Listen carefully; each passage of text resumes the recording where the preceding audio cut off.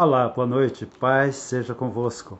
Mais uma vez aqui juntos para meditarmos na palavra de Deus através desta mensagem por vídeo, e eu quero já convidá-lo para irmos ao texto sagrado que está no capítulo 27 do Evangelho de São Mateus, a partir do versículo 11, onde diz o seguinte: Jesus foi posto perante o governador, e este o interrogou, dizendo: És tu o rei dos judeus?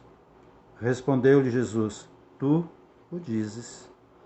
E, sendo acusado pelos principais sacerdotes e pelos anciãos, nada respondeu.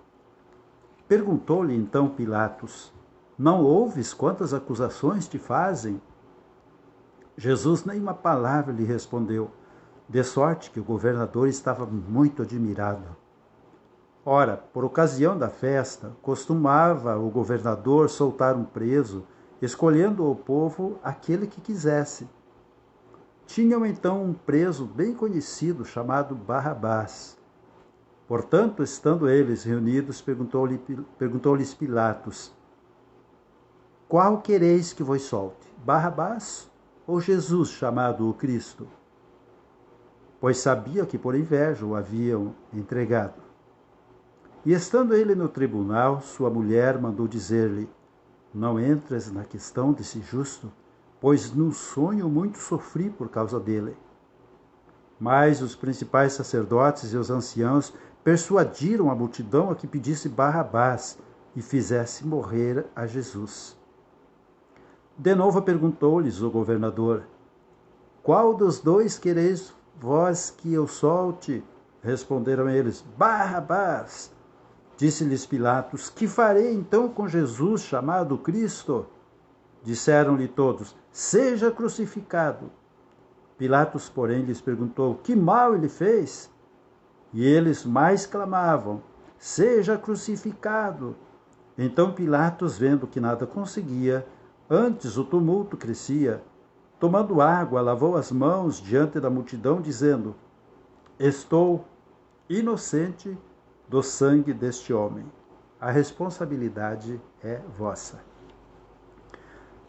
Eu li do 11 ao 24 de São Mateus. E eu quero, neste momento, chamar a atenção de vocês, meus amigos e irmãos, irmãs e amigas também, né? Me refiro a todos, a respeito de um assunto que eu preguei hoje na igreja sobre esse texto. E eu falei lá que os poucos irmãos que estávamos reunidos, né, a gente não está se reunindo normalmente, assim, a gente tem se reunido com poucos irmãos, 10, 15 irmãos ali, para estarem orando por um tempinho ali, alguns minutos, refletindo numa palavra, né? E essa foi a palavra sobre a qual nós refletimos nessa noite. E eu daria o título, então, para esta mensagem sobre esse assunto, com referente também ao dia de hoje, a Páscoa do Senhor. O título dessa mensagem seria: Ele tinha que morrer, ele tinha que morrer. Ele precisava morrer. Se um de nós estivesse lá, naquele momento, e sabendo hoje o que nós sabemos a respeito de tudo que aconteceu lá e a respeito da importância de tudo que aconteceu, com certeza, se alguém perguntasse para nós, se a gente antecipadamente já estivesse sabendo de tudo, perguntasse assim: você acha que ele deve morrer? Com certeza nós diríamos: sim, ele precisa morrer. Então Jesus precisou morrer. Muitas pessoas dizem: não, pegaram Jesus, ele veio, né, com a boa intenção de pregar paz e mataram ele. Eu digo para vocês, irmãos, irmãs, amigos, se ele não tivesse se entregado à morte, se ele não tivesse morrido por nós, nós estávamos muito mal. Porque a sentença da morte, desde lá do Éden, está sobre toda a humanidade. E só Jesus pode quebrar essa sentença de morte quando nós nascemos de novo pela água e pelo Espírito, pela palavra pregada e pela fé em Jesus Cristo, pela atitude de recebê-lo. Em João 1,12 diz que ele veio para os seus, mas os seus não o receberam. certo? Então ele veio para os seus e os seus não receberam. Aí já se revela a intenção de Deus de que eles não o recebessem, para que ele então fosse entregue à morte mesmo, né? No capítulo 12, no versículo 24 de São João, ele disse: em verdade vos digo, se o grão de trigo caindo na terra não morrer, fica ele só, mas se morrer, dá muito fruto. Isso no capítulo 12 de São João, né? E também temos um versículo um versículo no capítulo 6 de São João, versículo 38, que diz assim, ó: pois desci dos céus não para fazer a minha vontade, mas para fazer a vontade daquele que me enviou. Então Jesus, em toda a sua pregação, em todo o decurso do seu ministério humano, né, terreno, ele sempre estava avisando para os seus discípulos o motivo pelo qual ele tinha vindo. Primeiro, que ele não tinha vindo por si mesmo, ele tinha vindo para fazer a vontade do Pai. E a vontade do Pai era de que ele morresse pela humanidade. O Pai o mandou para a terra para ele ser sacrificado como Cordeiro de Deus para tirar o pecado do mundo. Ele precisava morrer, ele tinha que morrer. E ele sabia que ele ia morrer. E ele sabia que ele tinha que morrer. Quando ele disse: eu vim para fazer a vontade daquele que me enviou, ele já sabia do que o esperava. E quando ele falou do grão de trigo, ele estava falando do seu ministério, da sua vida, que um grão de trigo ele tem que morrer para que germine, né, a planta e dê muitas sementes, muitos outros grãos. Então ele veio para isso, para morrer um só por todos os pecadores, para que hoje nós pudéssemos nos tornar também frutos desse amor de Jesus, dessa semente que morreu, para que nós fôssemos frutos então do seu amor, o amor de Deus. Em Marcos 10, do versículo 33 ao 34, diz assim: ele disse para os seus discípulos, se a gente for um pouquinho mais para trás, vai ver que ele chamou seus discípulos, 12 à parte, porque os outros estavam com muito medo de ver ele subindo para Jerusalém e sabendo do tudo que estava preparado, esperando ele lá, né, para o prenderem, para o matarem. Estavam lá, né, todos conluiados lá para apanhar Jesus e prendê-lo, todos lá, e estavam combinados, estava aquele mover, né, de que eles estavam esperando realmente o momento de botarem as mãos em Jesus para o prenderem e para o matarem. E ele estava justamente caminhando para lá, e as pessoas estavam com medo, os discípulos estavam com medo. Então ele chamou os 12 à parte e disse para eles: olha, estamos subindo para Jerusalém, e o Filho do Homem será entregue aos chefes dos sacerdotes e aos mestres da lei. Eles o condenarão à morte e o entregarão aos gentios, que zombarão dele, cuspirão nele, o açoitarão e o matarão. 3 dias depois ele ressuscitará.